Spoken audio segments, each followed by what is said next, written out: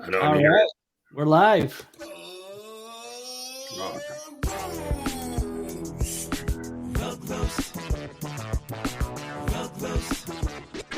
It's a rough roast. Please get smoked. You come with the real or you end up toast. Yeah, it's a rough roast. Where we poking the beer, we riding the bull, burning no cheers to host. Yo, welcome everybody. So you've got me, Bern, your other host, OG.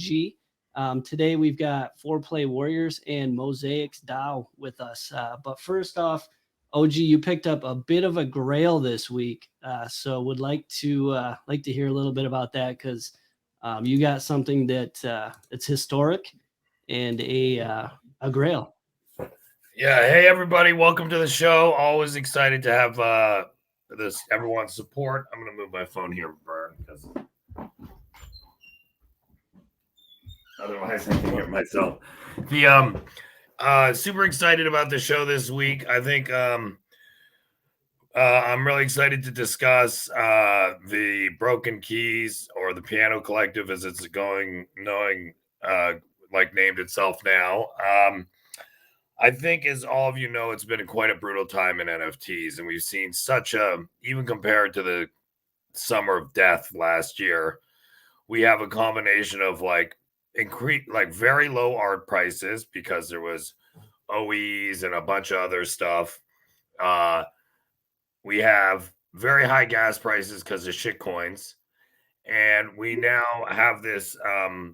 We've had a lot of people leave the space, so you have fewer collectors. And so I think we've been in this really difficult market overall. And I think there's some stuff to learn about the AC piano auction. And I think it was really an epic and historic thing going in. I've watched what's happened in the past, and I think I know parallels are, I want to be careful. And I know Ack and Sam have both spoken to this, but I think the Skulls of Lucy are a great example of something that is a super important part of the history of NFTs and like the ownership of it. You're in a very strong group of collectors, and it's a unique uh, asset and a unique community. Um, and so I looked at that as one of the examples. As I said, another thing I think that is a big trend that's happening in the space now is because NFTs have been a declining price asset for essentially since January almost of last year, and people have lost a lot of money. I think increasingly the NFT market's starting to mirror on the art side some of the gallery stuff, which is artists who have proven to be successful are actually getting an increasing share of the spend because they're a much less risky proposition. Paying, as crazy as it sounds, if you're Mexpert and you buy X copy at the price he did, it's actually a safer bet than almost any other NFT or a grant or an act. And there's quite a number, not that many artists, but a small group of artists who are now broken away from the pack. And I think this auction is another indication of the power that even in the bottom of the bear, you can raise $1.37 million in a day. The other huge thing about this collection is I think something I've advised artists for some time is I think the idea of just dropping one of ones into like an open abyss of like listings as a collection is an enormous mistake. And um, I think this reinforces an idea and a topic that I've discussed and think is important, which is it's essential for artists to organize into collections. And collections give artists all sorts of powerful things that they don't get without a collection, which is one, individual collectors could want to own across collections. And so the chance of them wanting to own more is higher. Two, you can experiment with your style without risking your entire ecosystem. The problem is the more successful you get as an artist, it's actually brutal. It's like the less freedom you have. Nobody wants to go, somebody was using the analogy like every time you go to a classic band, nobody wants to hear their new stuff. They want to hear the songs they knew from growing up. And I think it's the same with art. Like, if I buy from an artist and I get some random ass style that's not recognizable, I'm like, wait a minute.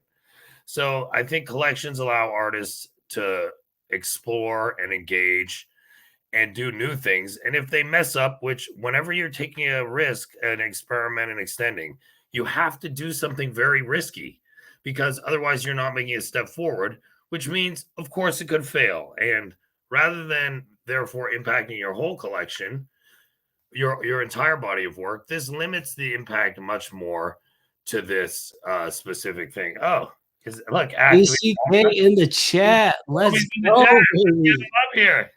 Yo, what a legend. Yeah, thanks for joining, Legend. I was hoping you would. Oh The yeah, man you keep himself. talking. I'll try to get him in. Yeah. You got him? Well, I gotta send him an invite. So yeah, just keep going for a minute. Let me get this. Okay, so anyway, I think that's another thing. The other super interesting thing that occurred in this auction, I think, look, everything seems obvious in hindsight, but if you're if you're ACK and you've been working on this stuff like round the clock and you're dropping 48 101s into the like molten hot death, I think like is reasonably like, I mean, obviously it had an enormously successful outcome and I'm a big believer, but before, I mean, nobody knew how this would go. And so there was a staging of the 48 pianos, one was hidden, 12 auctions started 1 hour later.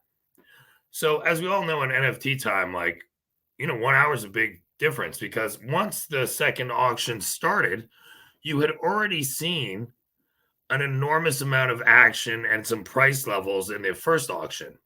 So if you look, one of the analysis I was sort of sharing at real time because I'm a massive nerd, but like the wave one, the first 36 pianos raised a little under 500 ETH. The average price was around 14 ETH and the median price 12.9. The cheapest 9 ETH. The pianos that started in the second wave, and let's just assume the quality of art's, similar. There were some great ones in there, obviously, too, but the average price of those was 20 ETH, and the minimum price was 12 ETH. And so I think one of the super interesting things that I learned from this is like as the auction went on, were you able to get them on, Burn Dog, or no? ACK, I sent the invite to your Twitter DM. So if you want to hop up on stage, that link will get you here. I'll text them in the Discord. I put my phone over there 1 second. So the last thing, the last super interesting thing was that delay actually ended up increasing prices 45% and made the buyers, like we've been talking about, it became a much less risky bet. If you would put in an auction at the very beginning and things that ended at 2 and you put in 5 ETH, you'd be kicking yourself. But by the time you're here, that the average price is 14 ETH. They're not all done, but you can see the open bids. And so I was watching, and before I joked in a Discord, I was like, everyone I talked to said their limit was 5 ETH, which means really 8, and that therefore to buy it, you had to be at 11. And even I said, look, my limit's 8, but I knew in my head I went and blew through it. So anyway, I just think it was interesting to see that if I was an artist, not as a collector, but as an advisor artist, I'd be like, how can we replicate that? Where if we think we're going to do well, it's a riskier strategy because had it gone the other way, the second half would have been much cheaper. But as a result of the success, it really amplified it. So anyway, let's see. I'm going to go into the Discord while Burn Dog, and let me just. All right, cool. Yeah. We'll probably roll right into Pony. We don't have to do everything in order. So afterwards, if ACK can hop on, then we'll get him up here. But yeah, dude, and it's funny what you're saying about people in the Discord saying their prices. It's like poker, man. Nobody's going to tell you their real price, right? They'll say 5, they'll go up to 13. So really interesting auction for sure. And OG, congrats on picking up that Grail, man. That's the type of thing that you hold for life. I'm super hyped, and I do think already the community forming around this. There's a Discord channel. Yeah, he can join from mobile. Yes. Can he join from mobile, Burn Dog? I think so. Yes. I'm 50-50 on it. Okay, we think. Try. He's trying to join us, which would be awesome, obviously. So All right, dope. Let's go through with Pony and foreplay, and then once he's on, we can get him in between if that works. All right, so Pony, welcome. Hi, thanks for having me. Hey, This how is are you? fun. Yeah, for sure. Good. I'm glad we finally spoke. I can hear your voice. You're a real person. I am. I'm not AI, or could I be? I could be AI generated. Someone's just like create a troll in AI, and that's me. But yeah, welcome. I guess if we want to start kicking it off, I got one question. First question: who are you? And like, give us a background on who you are pre NFTs. yeah. Sure, that's awesome. So I'm Pony. I'm an artist and founder of Foreplay Warrior.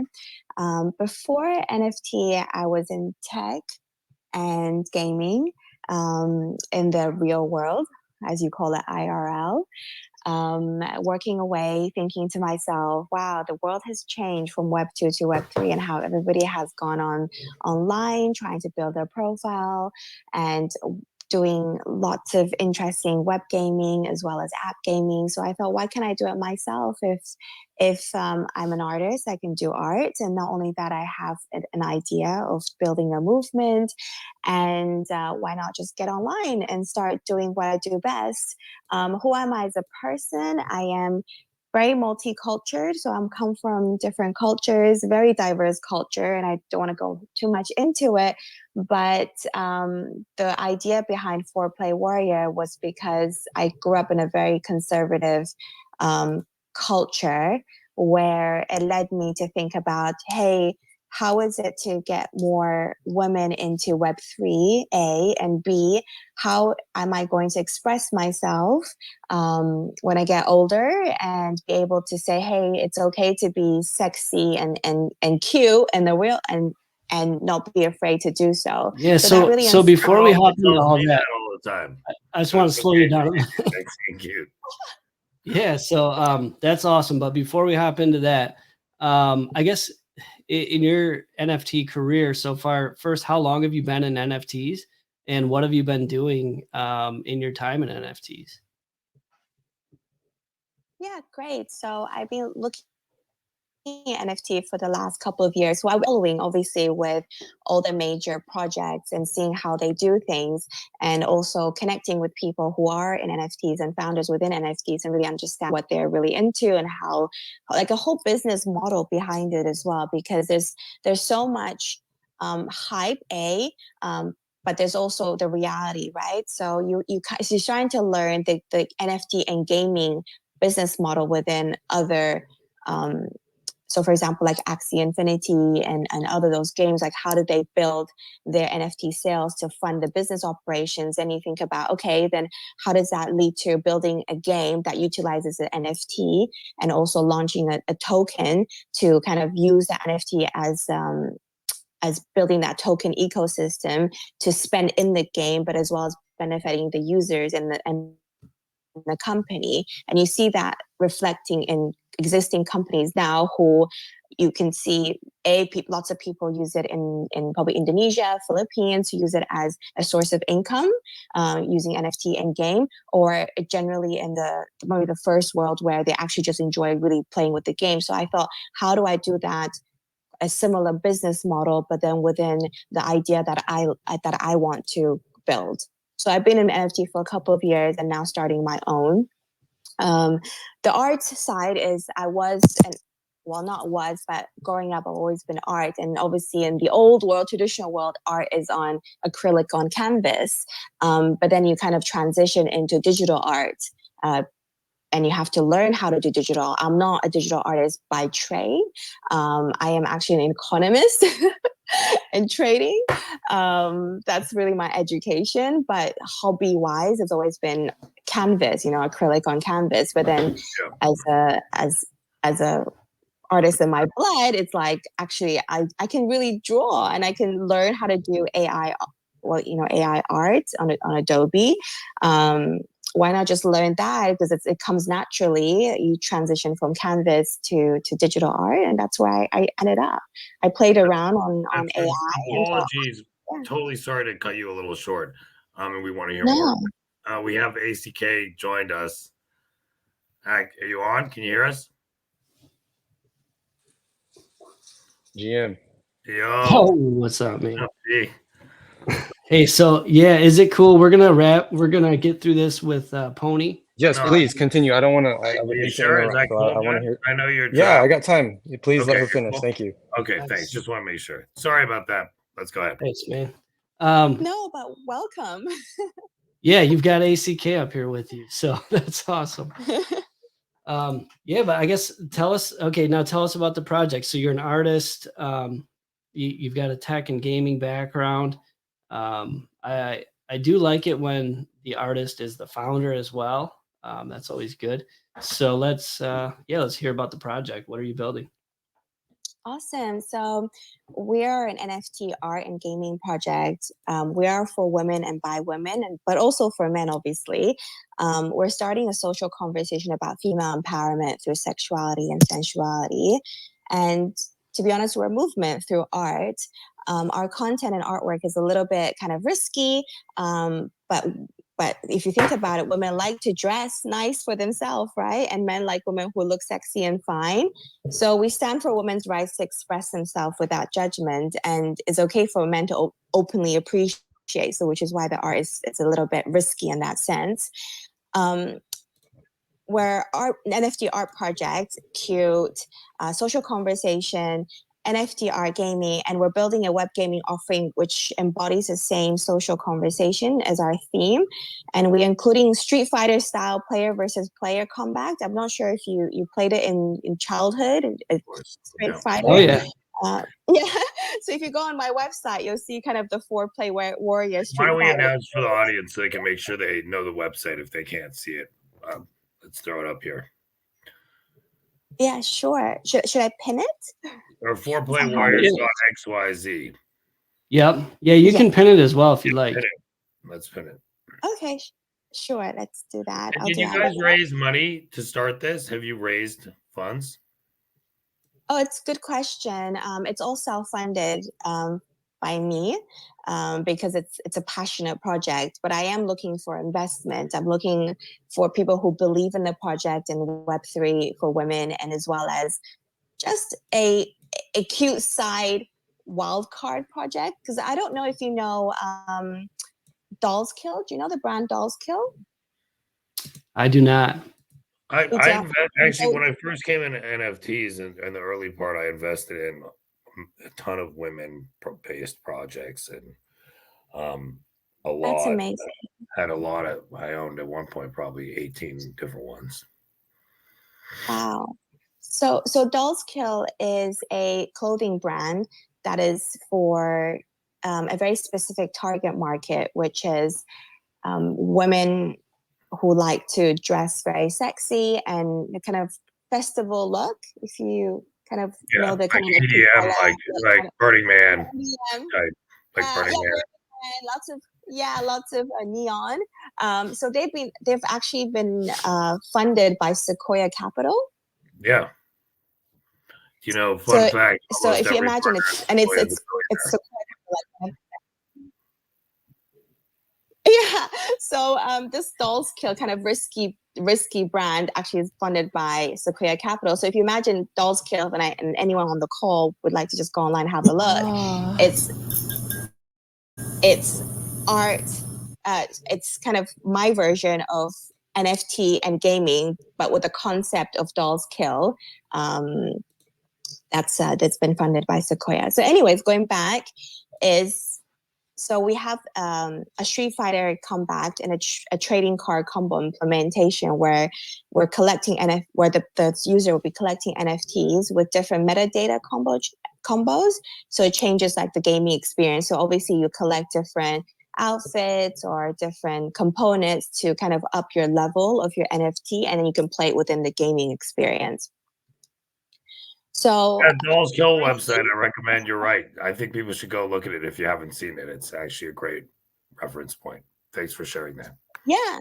Yeah, so it's invested by Sequoia. So if you people think about Sequoia, they invest like all these companies, but this is their wild card, and I want to be that wild card to anyone who's interested, obviously, to invest. It's a risky type of sexual empowerment, but as well as embracing, who you are as a person, but not being afraid to show it. And their motto really is actually you shouldn't be ashamed about who you are, which is similar to what Dolls Kill is also saying, but also in my project as well. I think OG actually has some clothes that he often wears from Doll's Kill. He wanted to wear some of Nothing this. wrong if I did, was but like, dude, you can't do that. just to get a sense of where the actual project is now, though. So if you don't mind sharing numbers of how long is the project you've been working on it, how much money is invested, and what's the next step in your process? Are you here to issue an NFTs? Are you selling art? What's the next step? Just so we can all get a sense of where exactly the project is in its life cycle. Yeah. So we're minting at the moment, and What are you minting? we're building the NFTs. So we have a collection of 8,888 NFTs on Ethereum blockchain. There's like 248 traits across 10 different categories. And the way I'm going to put it is that the 200 traits is actually based on the team's outfits and real women. So it's not just, I want to do like this particular outfit, but it's actually we actually have those outfits. It's quite personal for us. It's all hand drawn. We have special combination and rarity in the traits, and also with the game side is that it is version 1 on the website, but we're also using the funds of the NFT sales to build out obviously the operation and also improve the gaming and technology development. But also, so the game's working right now already? Yeah, it's working right now, and it has a database which it collects a database of the users. And are the users using this PFP they mint to play in the game? So at the moment, it's the 3 characters on the game, but the version 2 will be the NFTs that the users will have to play within the game. And are you playing on chain, like are transactions on chain, or you're playing off chain? So we'll be on chain. So the way I'm going to build it is that you will get special traits in order to up your level within the game. So if you have a special character, so for example, if you have a specific character, you'll have to buy the tokens in order to up your level and change. Right now, the game you can play right now. If we go to the site, is just one sample. Yes. Yeah, that's it. And how many? When did you start the mint of these 8,808? When did you start minting? At what price? Yeah, so I've done it in phases. So I did like a soft launch last week where I spoke to Bern and just to test out the market and how that looks like. Like you said, it's a slow period, and I'm still trying to get traction. So I've done it in 3 different phases. The first phase was within 0.04, and now it's at 0.08 ETH. And how many minted at 0.04? To be honest, not many at the moment. Looks like a total of 160 are minted. Yes. Did you mint any of those for you or the team? Yeah, so I reserved that for the team to give special edition to people that I like. Okay. Yeah. No, Yeah. I was telling you, don't mint right now. Don't do it. And you did it. Well, let's get to the. Wait, Vern, no reviewing now. We just got to save it to the end. I know. Well, I was talking to let's get a few more questions on the project. So, you're saying the 160 that have issued were for the team? Yes, it's for the team. It's So for the have team. any other ones been not at the moment. Still building that profile to. Totally. Are you guys active personally in any communities? Like currently, are you active in any NFT projects or?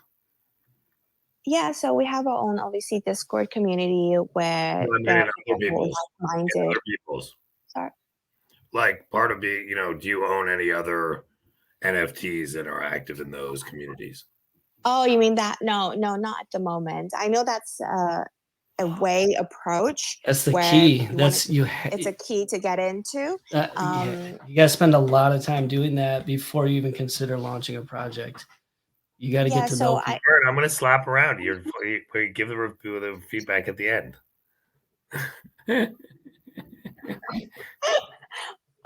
well, okay. Go ahead. Yeah. Okay. Bern, you have questions? You have more? I have more, but why don't you ask? You go ahead, bud. So is the final supply going to be the 8,888 or what's your plan with that? Yeah, so the final supply will be 8,888. And absolutely, to answer your question about communities, 100% agree. I don't own the NFTs of the community, but I have been in multiple communities where they are pretty awesome.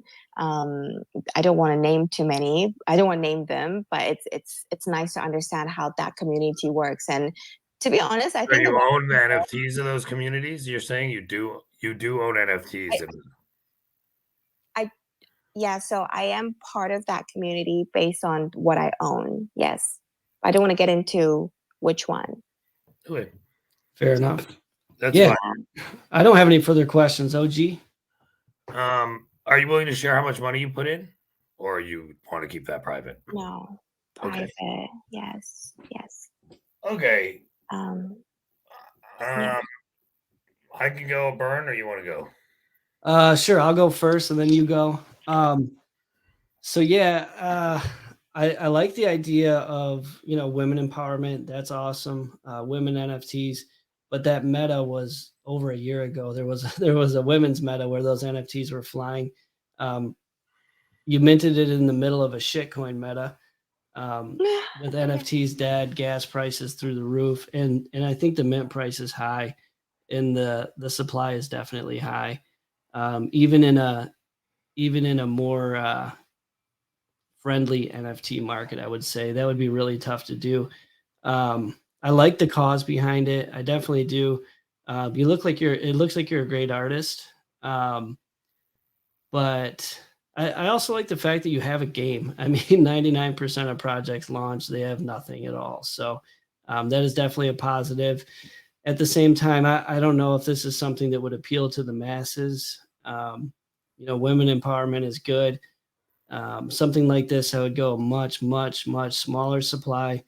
And as we were kind of alluding to, before you launch anything in this space, personally, I think you need 6 months of grinding multiple discords and projects that you own.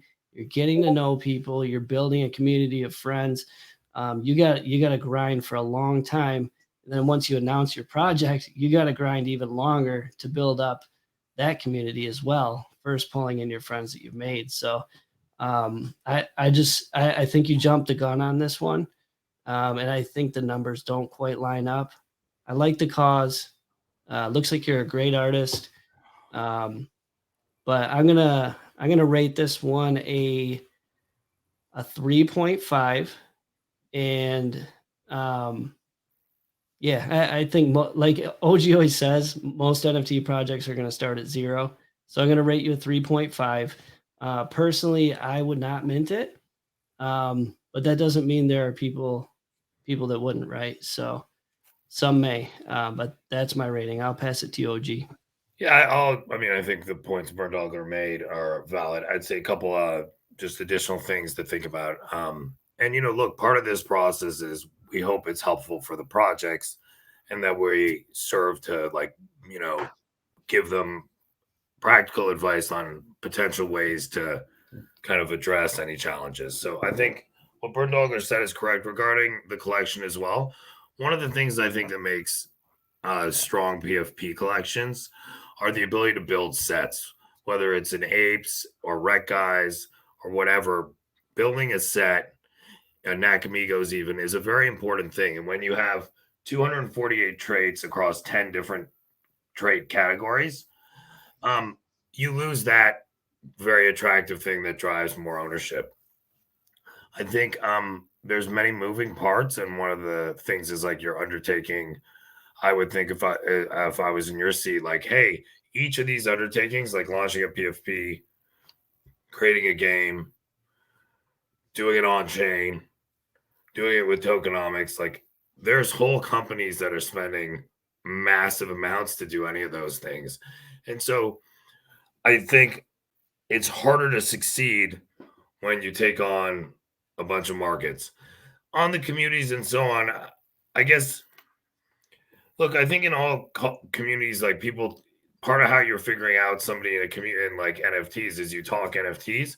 And so I guess it just strikes me like most people in NFTs, if they're in a community, are like, everybody knows what communities I'm in. I'm very present in those communities. So I guess I'm a little confused about sort of that piece too. And so for me, my ratings, I've really beginning to make them more precise. It's where's the project in its timeline. So if you're further along and you spent more money, you're going to tend, if you survive there with a lot, money and time and learnings, often you may be in a better position, or like all these things coming together. So what I'm trying to, we're not financial advice, but I'm trying to assess this possibility that this project is currently configured succeeds. And I just honestly think you have some specific challenges to address, or it's going to be quite difficult. So I'd rate the project. I'm not, and again, this is not, it doesn't mean I don't think the art is great. It doesn't mean I don't think you're doing super cool stuff. Like Bern said, I don't worry about whether there was woman meta or not. I don't think of it that way. I wouldn't care about that. Who cares? I think you're trying to do something super cool in terms of like taking a area that, especially a lot of the men in the space, like, have probably some complex emotions around and trying to deal with it. So these are all super cool things. But that's separate from whether this project will sell. And I think right now, as configured, it won't. So I rate it like a 2.5. And the best thing we can do is just be honest with you. It's going to be better for you and better for your projects. So, yeah, definitely thank you for taking the time to join us today. Hopefully you take this feedback and, you can use it.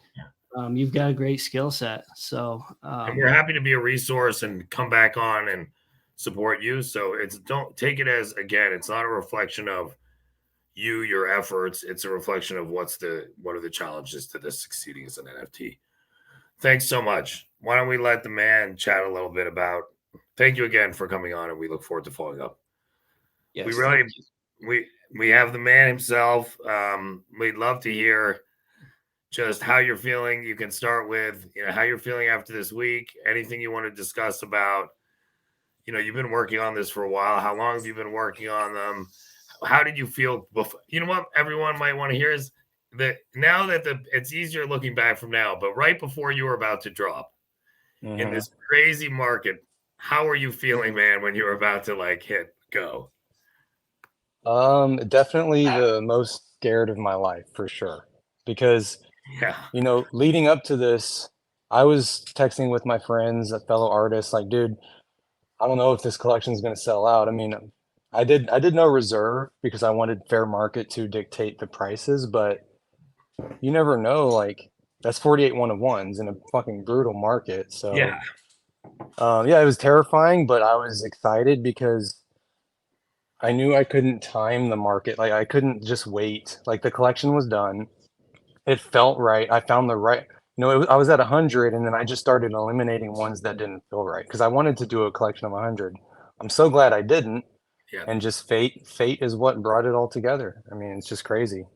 That's I'm so just cool. now coming down from cloud 30. Yeah. Hell yeah, man. I was watching when the it whole started, time with the teasers and stuff. I know you've been working on this a long time, so it's very, very well deserved. And personally, I knew it would sell out, and it would be extremely successful. I think OG did too. Well, I think, look, when it started off, because I was watching obviously and bidding and so on. When did you start feeling like, oh my gosh, this could be a big success? Yeah, good question. So, I think for the first 6 hours, aside from the one that I used as my avatar here, the majority of them were in like the 1 to 2 range. Maybe there were a few in the 3 to 4. This one got to like 11 or 12, like super quick. So that was shocking. I couldn't believe it. And once I saw that and I just saw the overwhelming support, I mean, I went to bed that night thinking I would wake up and they'd still be around the 2 to 3, 3 to 4 range. And then, yeah, that last hour came and I was like, I get an email every time a new bid comes in, and I was just in pure shock. Everybody was going off. It was wild. Every chat room. It was like, yeah. So that's really interesting. I don't know if you heard. I think you weren't on at the beginning, but I said I like canvassed everybody, and I was obviously, as you saw, pretty excited and active. I thought this could be a historic thing. And everybody I talked to is like, my top is 5 ETH. And I was joking earlier. I'm like, that means that they'll spend 8 ETH, which means I have to spend 11 ETH to get this thing. And so I think you're right. Like, there was that beginning, a few people came out with higher offers early in the auction than would usually happen. But yeah, so that's so wonderful. How are you feeling now? The piano collective's been formed. How are you feeling about the potential for what this could be? And you've talked about, and I think it's the right approach, letting it be organic. But what's the next steps for the piano collective? So far, all I know is the piano collective exists to serve the muse. That's all I know. Those are the only whispers I've heard. But because I know if I try to plan something out, it would be lame and cheesy and boring. So like the only way for this really amazing, powerful group of collectors and to I think to really find good new interesting opportunities to just let the universal laws open up for us and explore new opportunities.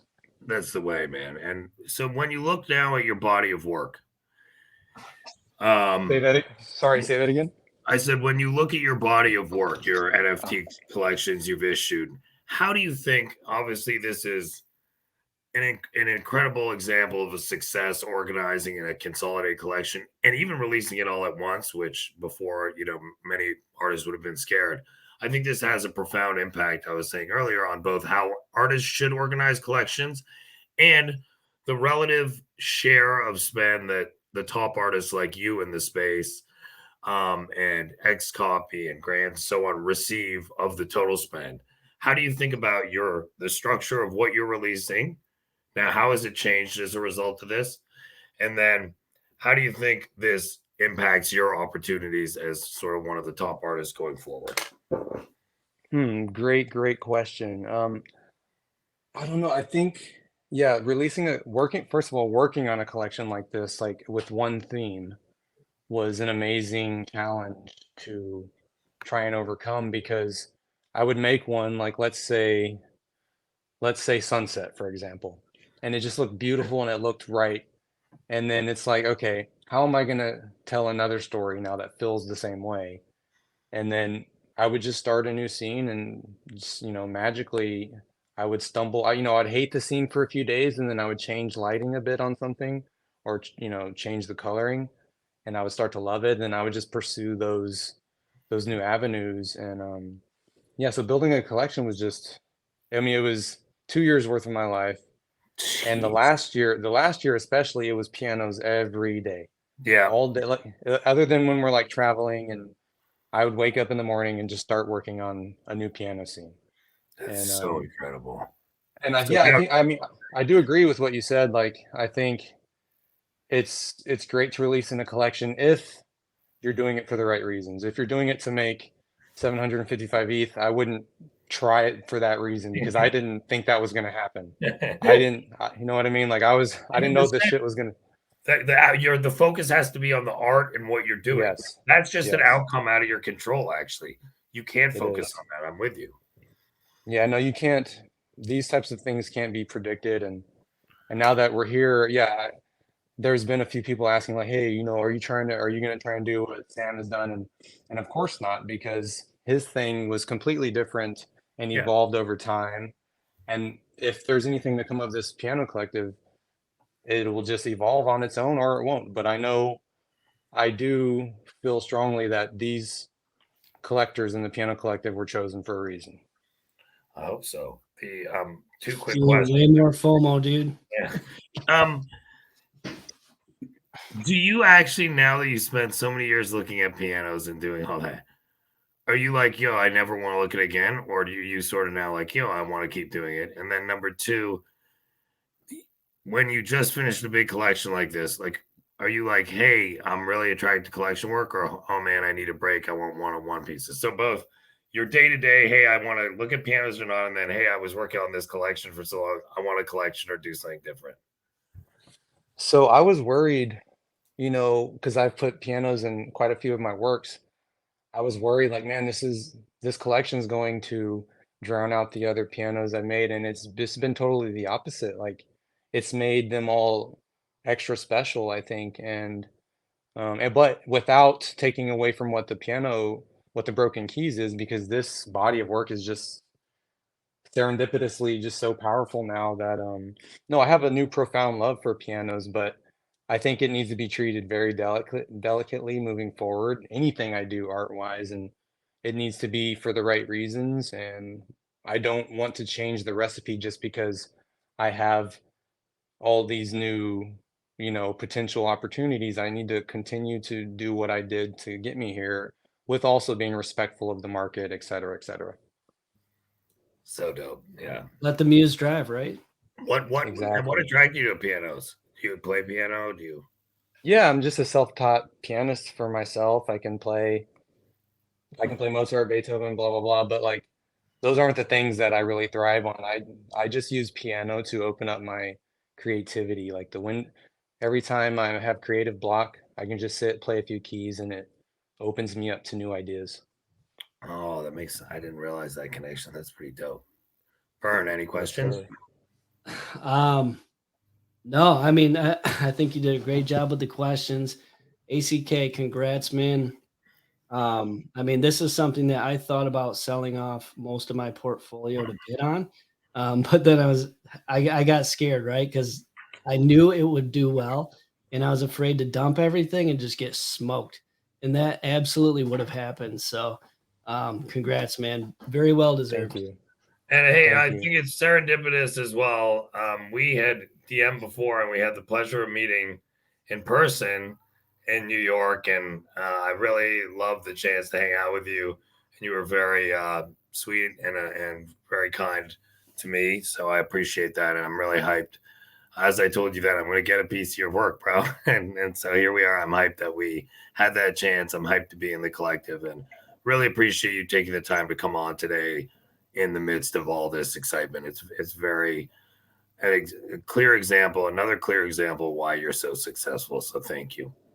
Hey man, no, it was a pleasure to meet you as well. I had a great conversation with you and just super stoked to see you to win a piece and to get into the collective and and to support the work. And it's just been amazing. I mean, I still haven't been able to personally thank every person who bought one because, so much shit has just happened since then that I'm just trying to catch up and finally coming back down enough to like focus on my thoughts and just move forward.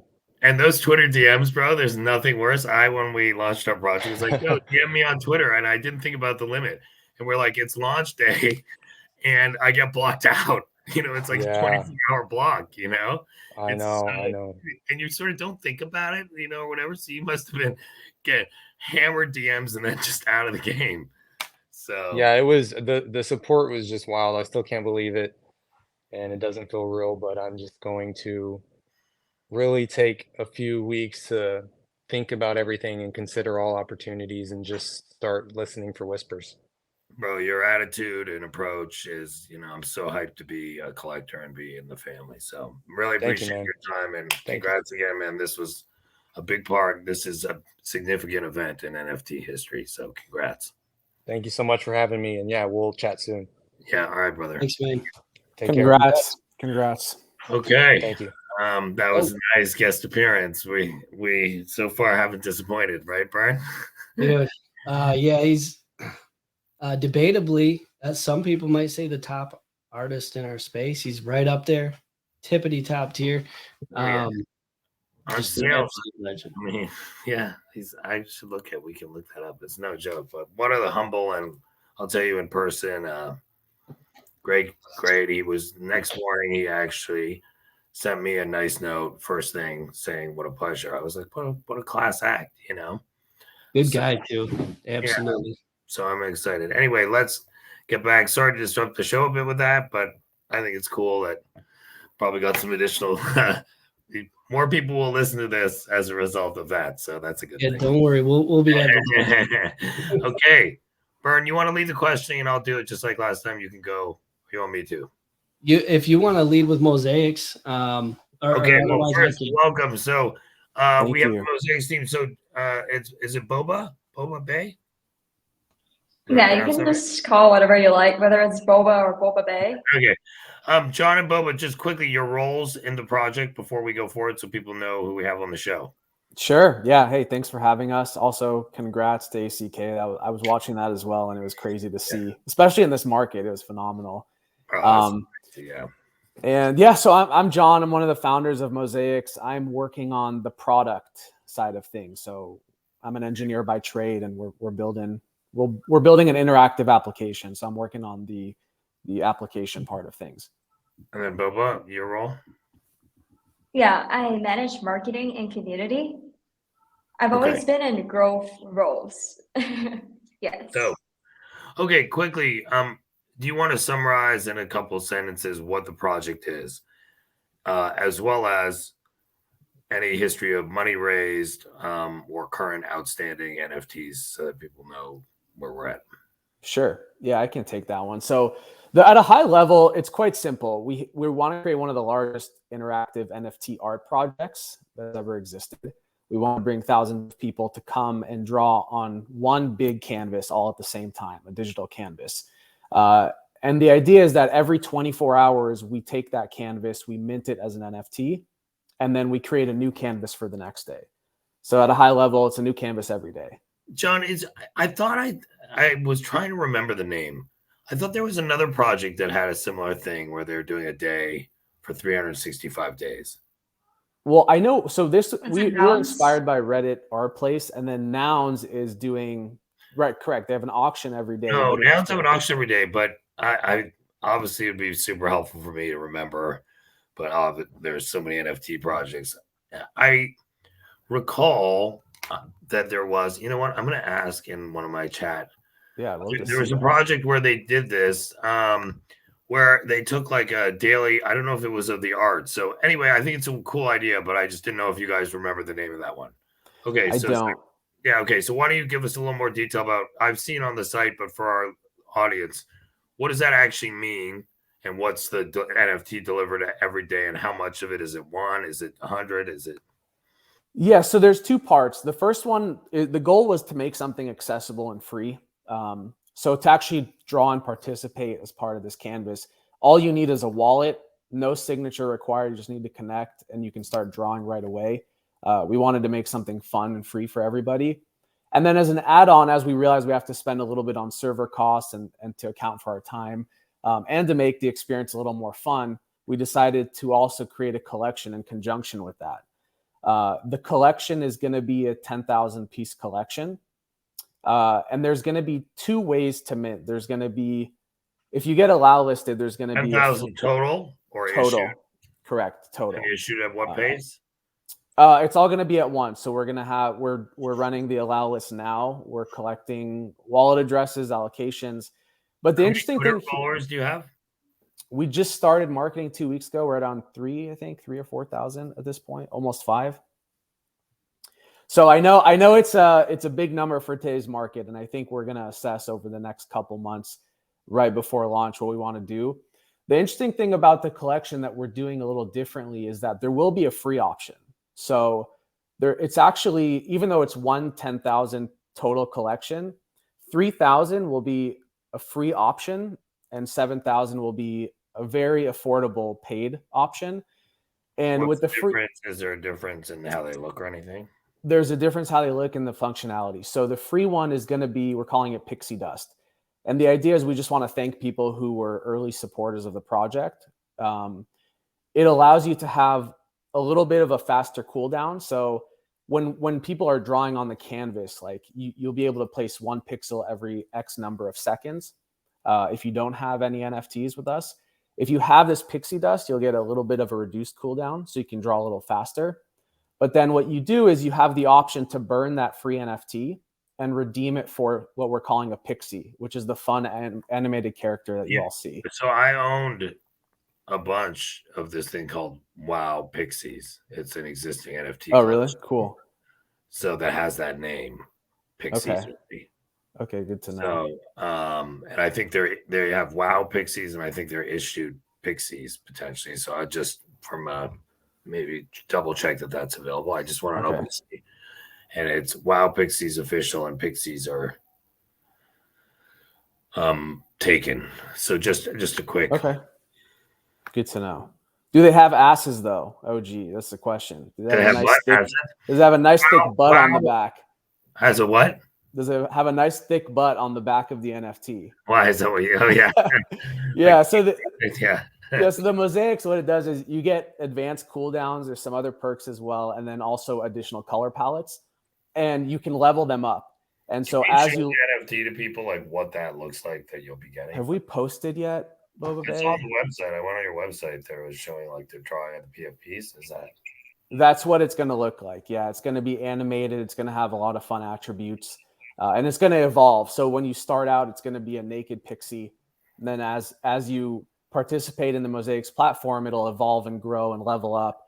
And then you'll have all kinds of fun attributes like the laser eyes, like a sense. I don't want to give too much away, but there's going to be some fun attributes coming. Yeah, we're going to share some of these fun attributes real soon in like a dedicated thread about pixies. Okay, so then what do you get when you buy one of these things? Like, are you part of a community? You just own the art? What's the idea of like you buy this thing and then what? So you buy this thing and then the idea is that you get like additional color palettes. And the interesting thing about the color palettes is it'll be what we've noticed in some of our internal tests we've done with our community. People want to draw their favorite NFTs. They want to draw their Bored Apes or their punks or how you have it. And so we're going to create color palettes which allow you to replicate your NFTs one for one. Also some other inspirations as well. The cooldowns we think draw the NFTs you already have. Correct. Yeah. But it's on one big canvas. So if you ever looked at Art Place, like people draw things that mean something special to them. So like the flag of the country they're from, art that they care about, like someone drew a Mona Lisa, and like, so we want to be able to allow people to express themselves how they want, and color is one of those mediums. Yeah. At the same time, if you have a pixie, they tend to evolve. So the more you participate, the more your participation is recorded, and then you unlock different special traits, which makes your NFT more evolved and rarer.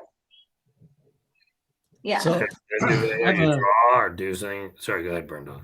Oh, no worries. So, okay, anyone can draw, right? Mm-hmm. If you own a pixie, you can draw faster. You can do more pixels. How? So each day you get a new piece added to the mosaic, right? Where does that come from? Do you guys choose one of the best drawings, or how does that work? So I'll take a step back. The canvas right now, it's about 1,000 by 1,000 pixels. And so anybody can draw as many pixels as they want, as fast as the cooldown allows them to. So for instance, OG can come on the canvas and draw, a picture of his face or his favorite NFT, but you're sharing that same canvas, those 10,000 pixels, with everybody else on the platform at the same time. So I can come and draw on top of OG's art. ACK can come and draw on top of my art. It doesn't matter. Anybody in the world can come and draw on each other's art. And then at the end of the day, whatever's remaining on that 1,000 by 1,000 pixel size canvas, that gets minted as an animated NFT, and it goes up for auction. And then we reset that new canvas for the next day, and we start all over again. That's and cool. now, okay. Yeah, and it's a lot of fun, and that was the initial idea. And then on top of that, we said, how can we make it more fun and more interactive? And that's where these pixels and pixie dust came in. We want to make it affordable and approachable. We've been working on this for about a year now, so it's something that was our goal, was make it fun and free. But the Pixies, the value there is there's also going to be a leaderboard. And so we are going to have a lot of dynamics to reward and incentivize people in our community that are participating every day. There's going to be a daily leaderboard, a yearly leaderboard, the whole thing. And so we know who's participating, and there's ways we can reward them. How many people are, so can you use it right now and do the drawing now? Yeah, so we've run some beta tests. The goal is 10,000 concurrent users. So anybody can come and draw. Like we've built this thing to scale. Are you drawing it on? It's on the blockchain. Like each time I draw, do I have to do a transaction? Or no. So that's why we didn't want to do it on. You write it to chain or no? Correct. So once we mint it, yeah, that's what I would do. I mean, exactly. You just got to get people to do his dailies on this, and you'll be good, man. So that's what's powerful about it, because we know who's drawing. We can actually give them credit and reward and let them show off the art that they've participated in. I just have probably one more question, and Burn Dog, if you do too. So sorry, if I buy this, so how am I? What's gonna make me make money? I hate to say it, no, but like I'm not. It's one part of NFTs. You buy because you love them, buy for access, buy to use it. So you've explained today, you can buy, you can not buy and be part of the community and go slow. Mm-hmm. You can buy and draw faster. You can accrue all these attributes. Super cool. So I might just say, hey, I'm willing to pay for that to use that. And that's totally cool. Mm-hmm. No problem. Yeah. If I'm somebody like many of these degenerates who says, I want to buy something and I want it to go up in price, how are you guys thinking about what would make this go up in price? I think there's two things. First of all, when you mint the Pixie, it starts at level 0 with no experience. And as you level it up, you get more and more benefits. So somebody who's actually really engaged with the platform, they want to buy a bunch of gaming. It would be like buying like laser guns and get in a game or something. Right, leveling it up, and so that you can do it better and pick more of the canvas. And correct. Okay. And then your Pixie also looks different. Yeah. It's a flex, yes. Yeah. And then the other part is the auction itself of the art. So two ways. One, if a famous artist comes and draws on this canvas, in theory, you're owning a piece of their art. So that's an exciting part. Why and then additionally, if you're gonna sell it using their name and they don't. Well, it's for culture. I mean, they don't have to advertise. Maybe they do, they don't. I mean, it's whatever wallets are drawing is what's going to be attributed to the canvas. So that may or may not be a thing that they want to publicize. Alternatively, a majority of the funds from the auction go into a DAO. And so similar to Nouns DAO, there is some incentive to owning these mosaics because you get the art that you potentially participate in. Well, that's up to the DAO to decide. We don't have control over that, but similar to any DAO. Usually a DAO is set up with a purpose. Right, but buy for a treasury. Nouns DAOs to support the Nouns ecosystem. Is there just like no purpose? It's like whatever you guys decide. If we want to make it, all we do is support punk rock, and everyone votes on that, then you support punk rock. There's a couple things. So there is going to be a weighted average. So the Pixies will have a small vote in the DAO, but the majority of the votes will come from holders of mosaics. The goal, we hope that they will actually help encourage this platform to continue and help artists who are part of the platform. We obviously can't control it, but we hope that there's a way that they can reward people who are drawing daily and participating in the community for their art. Yeah. To John's point, like the whole DAO is not like just let people come up with different proposals and then they can do whatever they want. It gets funded. No, the whole idea behind it is to help the Mosaics ecosystem grow. This is just the beginning. This is just what we've built out as an MVP that's already very elaborate compared to like other projects in the space.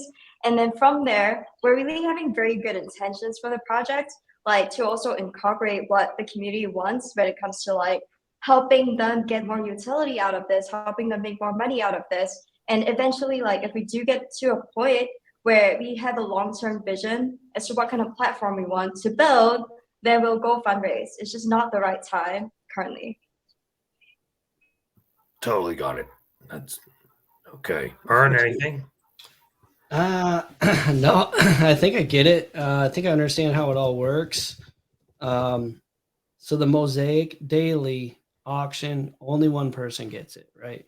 Correct. Highest bidder. Yeah, that's right. So okay, so the DAO could be like, we want to use our funds to hire ACK to put a piano on there. Yep. I don't know if you would do it, right? But you could try, and they could do that, and it could really up the status of the collection, whatever. Yeah, I think so. When's your target to mint this? End of Q3 or beginning of Q4. I think right now we're waiting to see what happens with the market. You know, from a fees, like the product is pretty much done. We're ready to go. We've been engaging with communities. We've been running internal tests and all that. It's just a matter of like building up the community, the allow list, and just getting the timing and the price right, the mint price. We want to make it affordable. We fluctuated, but it's definitely going to be less than 0.05 ETH for minting a Pixie. Hopefully much less than that, but it really just depends on where the market is, where ETH is at the time. But okay, yeah, we all have full-time jobs. It's also really about. Go ahead. I was saying we all have full-time jobs. The goal isn't to make money off this. Like we want to make a little bit just to keep, you know, servers running, engage with communities, potentially hire artists to come and be part of it. But yeah, the funds isn't. It's not millions or anything like that. So, okay, yeah, that's as to like minting, like now it's obviously the worst time possible. Gas prices are way too high. That's something that we know, and in fact, like ourselves on the team, we're not actively minting projects right now as well. So if we ourselves, who tend to like to trade NFTs, are not doing it, then we don't think other people are going to do it. So what we're really waiting for is that window of time where things make sense. We only have one shot at minting. And we've already put in so much effort into making this project the way it is today to try to like challenge what there is in the space and how people think of NFT projects, right? We're taking whatever experience we have in working in tech, big tech, media, entertainment, and just trying to like make our own project to prove what the potential of NFTs can be in the future. Yeah, so we're waiting for that tiny window where things look good, and then we're just gonna hit the ground running. Okay, well, we'll keep our fingers crossed for you. I guess Burn Dog, I lead on this one. Again, thank you guys. Thank you, both of you, for coming on the show. I think this is an interesting. I can't remember the name of that other one, but this is a really interesting idea of like capturing the day in NFTs each time. And I think, yeah, I can tell you're like motivated to want to do something for the culture. I think it's a social experiment. Yeah, I think 10,000 is unfortunately a number from yesteryear, or if you're somebody with a huge budget and stuff. I just haven't seen. I can't remember the last.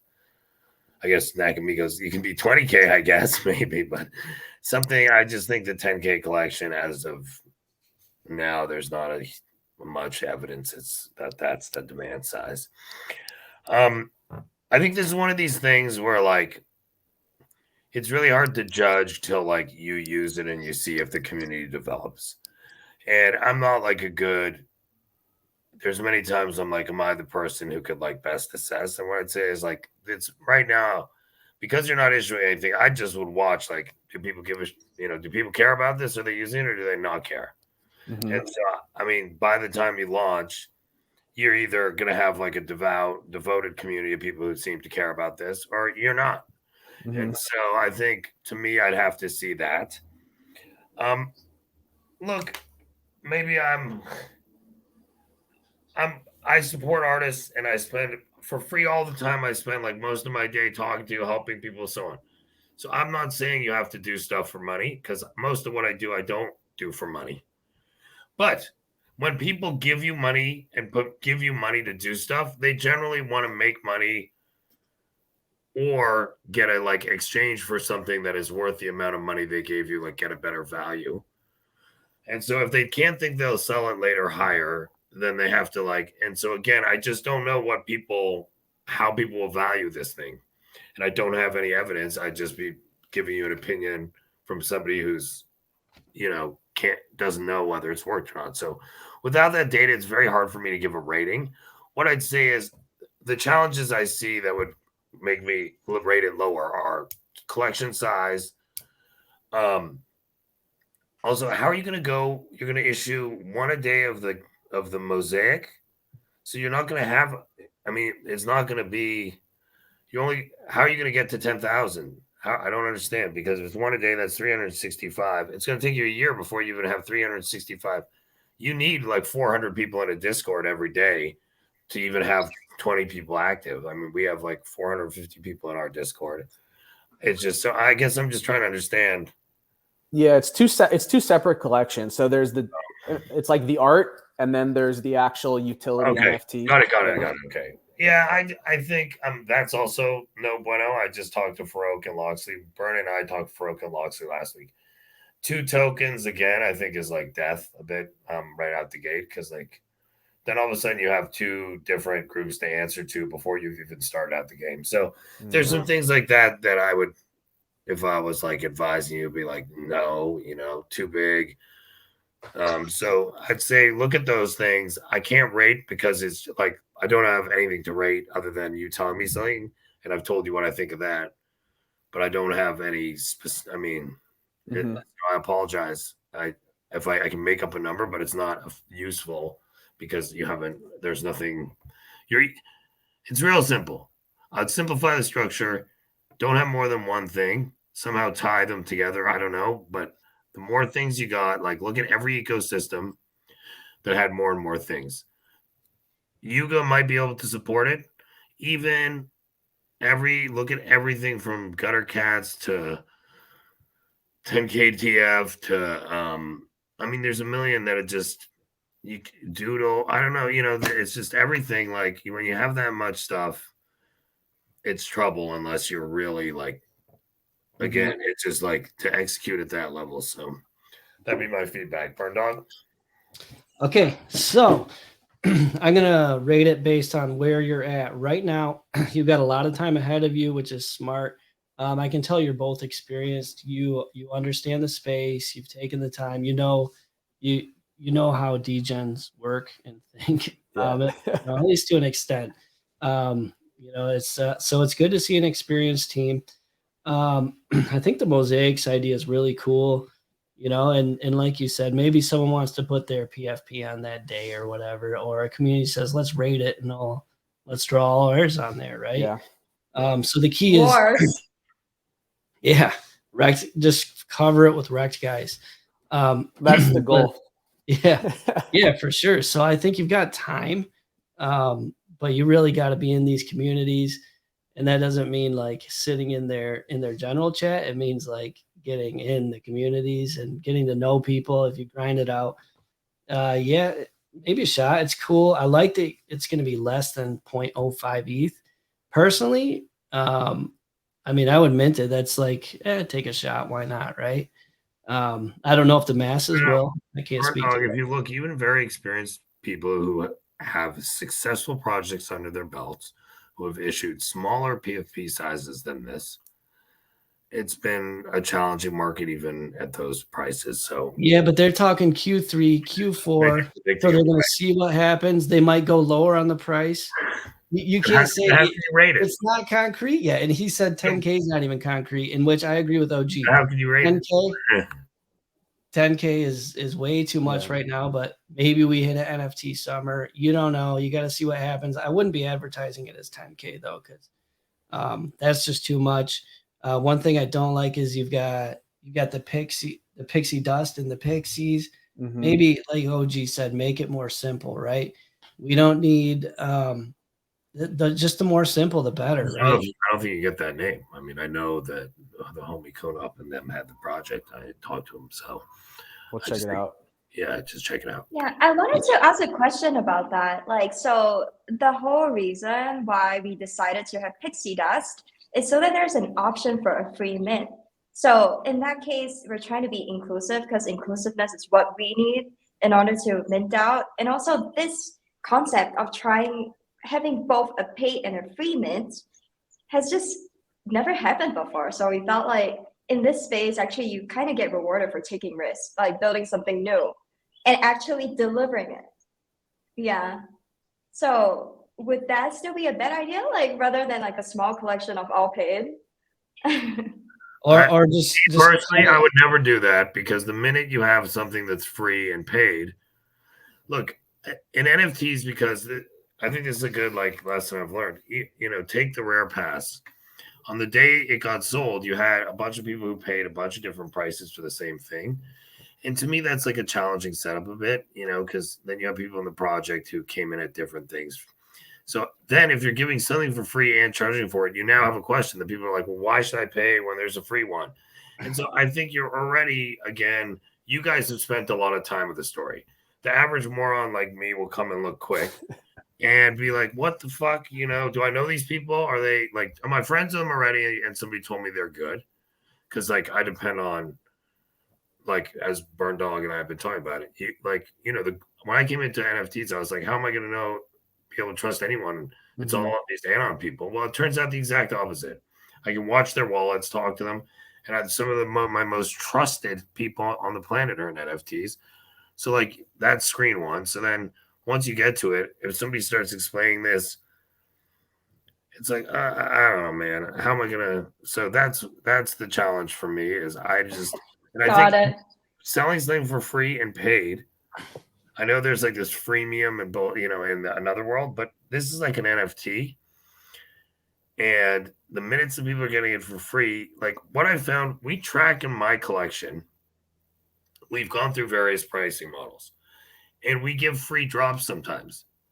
And I can tell you with data certainty that if somebody buys a token and gets drops, as opposed to pays the same price, so you pay, let's say, I'm just going to make it up theoretically, you pay an ETH for 10 drops. So each one's really 0.1.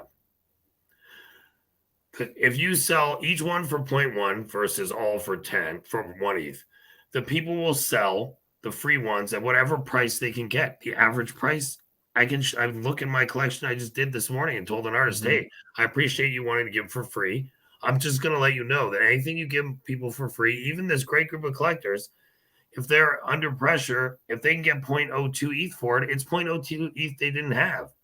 And so generally free degrades and devalues a collection. And I'm really not into it personally. It's a fair point, OG. Yeah. Yeah.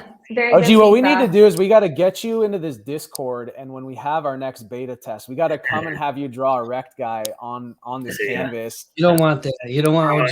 I AI draw it. I'm an AI expert, but my drawing is worse than Burn Dogger's. Mine's bad. I'll come in there and draw some food. You can draw anything. I mean, we had some weird stuff on the last one, so it's all fair game on the canvas. It got covered up eventually, I think. Somebody covered it up. The weird stuff. Well, we super appreciate it. Bern. No, Bernie, anything else you got, bro? Yeah, so I think I recapped everything. So I'm not going to recap it again, but I am going to give you a rating as of today. Sure. Simplify, take the time, spread the word, be patient, cut the supply. I'm going to give you a 6.9 because I think it's cool. I think it's unique. I like the idea of the I like the idea of the canvas. I think that's cool. I mean, if you've got some cool shit on one of those or a huge artist swings by, that's super cool. I'm more interested in that than I am in the PFPs. I've got 1 million PFPs. I don't need more. Maybe it's cool, but I like the idea of the auctions daily. Well, why don't you guys? The way that could happen is just not to be. So how did we get ACK on today? Is because I have built a relationship. And bought a piece. So the question for you guys is why would anyone, unless they're passionate about the project, why would anyone who gets paid to be an artist come for free, transfer their art to you so that you can get paid? It's one thing if I give somebody my art free, or if then they go sell it, there's just some different vibe on that. So anyway, just a thought I would think about, because I don't, unless you guys personally know a bunch of artists. I So do. we're working I on do. it. I do know a handful of artists, and I don't want to give away our launch plan, but Okay. I think it'll be fun. Yeah, it'll be a fun launch, and we're excited for it. Okay, well, dope. Let's see how the numbers line up, and we can update our listeners. And best of luck, and we're here. Yeah, stay in touch for sure. All right, appreciate everybody. Thanks, guys. Thanks, guys. Appreciate it. Thank Appreciate y'all it. for having us. Yeah, And It was a everyone, lot of fun. follow. I really liked Sweet. this video format too. Like, Good. as compared to Good. just being on Twitter Spaces, like sometimes I feel like not being able to see each other like takes away from the experience. 1,000%. I actually am one step further. I think I tell Burn Dog all the time, unless you've gone to in-person, in real life events, you don't really, we're all sitting behind a computer and typing in a thing most of the time. This is a huge step forward. I prioritize over everything now. Like, I'm trying every week to meet in person with people in the space, and it's a life changer. Love it, love it. We met at NFT NYC too, like me and John. Yeah. It's dope. NFT NYC is dope. Yeah, get a hold of OG at these events. He'll introduce you to all the. We gotta meet up. I don't know, What's like maybe. I mean, NFT NYC's done, so the next one is what, in Miami Lisbon. again? Maybe. Lisbon and Miami. I'm gonna try. I to was do there this. last year too. Yeah, like Art Me too. Basel. I got someone at the door. You guys can keep Okay, talking. all right, we gotta wrap it up, Burn. We're like 15 minutes past time anyway. All right. Okay. Yeah, Yeah. awesome. Thank you. Love and great. We look forward to being in touch. Good luck with everything. Thanks, y'all. Appreciate it. Thanks, everyone, for coming.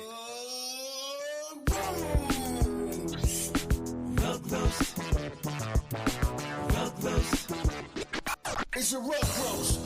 Please get smoked. You cope with the real or you end up toast. Rug roast. Yeah, it's a rug roast.